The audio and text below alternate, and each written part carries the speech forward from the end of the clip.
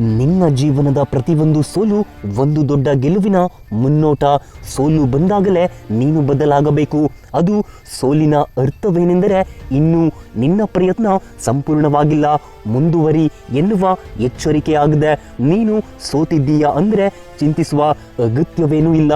ಅದು ಒಳ್ಳೆಯದೇ. ಯಾಕಂದ್ರೆ ಸೋಲುವವರು ಮಾತ್ರ ಹೊಸ ಪಾಠ ಕಲಿಯುತ್ತಾರೆ. ತಕ್ಷಣ ಗೆಲುವು ಸಿಕ್ಕವರು ಸ್ವಲ್ಪ ಸಂತೋಷ ಪಡುತ್ತಾರೆ, ಆದರೆ ಸೋಲುವವರು ಬದುಕನ್ನೇ ಬದಲಿಸುವ ಪಾಠಗಳನ್ನು ಕಲಿಯುತ್ತಾರೆ. ಇಲ್ಲಿ ನಿನ್ನ ಸೋಲು ನಿನ್ನ ಬಹುದೊಡ್ಡ ಗೆಲುವಿಗೆ ಮುನ್ನುಡಿಯಾಗಬೇಕು. ಒಮ್ಮೆ ಸೋತರೆ ನಿಲ್ಲಬೇಡ. ನಿನ್ನ ಮುಂದೆ ಗೆಲುವು ನಿನಗಾಗಿ ಕಾಯುತ್ತಿದೆ. ನಿನ್ನಲ್ಲಿ ನಂಬಿಕೆ ಬಲವಾಗಿದ್ದರೆ ನಿನ್ನನ್ನ ಯಾರು ಸಹ ತಡೆಯಲು ಸಾಧ್ಯವಿಲ್ಲ. ನಿನ್ನ ಆತ್ಮವಿಶ್ವಾಸದ ಮುಂದೆ ಸೋಲು ಸಹ ತಲೆಬಾಗುತ್ತದೆ.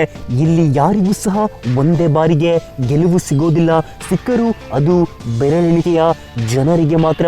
ಗೆಲುವು ಸಿಗುವುದಕ್ಕೂ ಒಂದು ಸಮಯ ನಿಶ್ಚಯವಾಗಿರುತ್ತದೆ ಅಂತ ನಿನ್ನ ಹೋರಾಟವನ್ನ ಮುಂದುವರಿಸು. ಕೆಲವೊಮ್ಮೆ ನಿನ್ನ ಪ್ರಯತ್ನಗಳು ವಿಫಲವಾಗುತ್ತವೆ. ಓದುತ್ತಿದ್ದರೂ ಅಂದುಕೊಂಡಂತೆ ಫಲಿತಾಂಶ ಸಿಗೋದಿಲ್ಲ.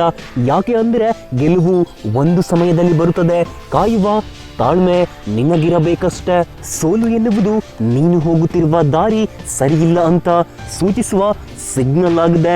ನಿನ್ನ ಸೋಲನ್ನು ಸಂಭ್ರಮಿಸಿದ ಜನರಿಗೆ ನೀನು ಮುಂದೆ ಗೆಲುವಿನ ಸಂಭ್ರಮದೊಂದಿಗೆ ಪರಿಚಯವಾಗಬೇಕು. ಸೋಲು ಬಂದಾಗ ನಿನ್ನ ಮನಸ್ಸು ಎರಡು ರೀತಿ ಯೋಚಿಸುತ್ತದೆ. ಒಂದು, ನೀನು ಅಸಹಾಯಕ. ಎರಡು, ನನ್ನೊಳಗಿನ ಜ್ಞಾನ ಮತ್ತು ಸಾಮರ್ಥ್ಯ ಇನ್ನೂ ಕುಂಠಿತವಾಗಿಲ್ಲ. ಇದರಲ್ಲಿ ಯಾವ ಶಬ್ದವನ್ನ ನೀನು ಕೇಳುತ್ತೀಯೋ ನಿನ್ನ ಬದುಕು ಅದನ್ನೇ ಅನುಸರಿಸುತ್ತದೆ. ಸಮಸ್ಯೆಗಳು ಬಂದರೆ ಬರಲಿ ಬಿಡು, ಅದು ಸೋಲು ಬಂದರೆ ಬರಲಿ ಬಿಡು. ಇಲ್ಲಿ ಒಂದನ್ನ ನೆನಪಿಡು, ಸೋಲು ಶಾಶ್ವತವಲ್ಲ. ನೀನು ಹಿಂದೆ ಹೆಜ್ಜೆ ಇಟ್ಟರೆ ಮಾತ್ರ ಅದು ಶಾಶ್ವತವಾಗುತ್ತದೆ.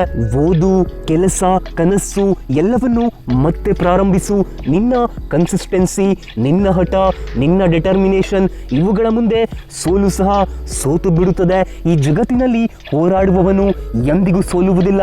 ಹಿಂದೆ ಹೆಜ್ಜೆ ಇಟ್ಟವರು ಮಾತ್ರ ಅರ್ಧದಲ್ಲೇ ದಾರಿ ತಪ್ಪುತ್ತಾರೆ. ಹೋರಾಡುವವನು ಯಾವಾಗಲೂ ಗೆಲ್ಲುತ್ತಾನೆ.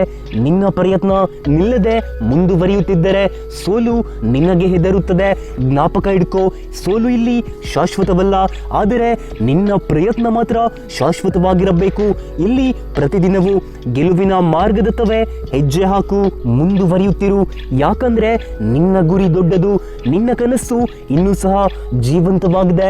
ನಿನ್ನ ಹೆಸರನ್ನ ಒಂದು ಪ್ರೇರಣೆಯಾಗಿ ಮಾಡು. ಎದುರಾಗುವ ಅಡೆತಡೆಗಳಿಗೆ ಎಂದಿಗೂ ಹೆದರಬೇಡ. ನಿನ್ನ ಶಕ್ತಿ ಬಲಿಷ್ಠವಾಗಿದೆ. ಸಾಧಿಸುವ ಹಂಬಲ ನಿನ್ನಲ್ಲಿ ಬಲವಾಗಿದ್ದರೆ ಯಾವುದು ಸಹ ನಿನ್ನನ್ನ ತಡೆದು ನಿಲ್ಲಿಸಲು ಸಾಧ್ಯವಿಲ್ಲ. ಒಳ್ಳೆಯದಾಗಲಿ. ಸಿಗ್ತೀನಿ ಮತ್ತೆ ಮುಂದಿನ ವಿಡಿಯೋದಲ್ಲಿ. ಧನ್ಯವಾದ.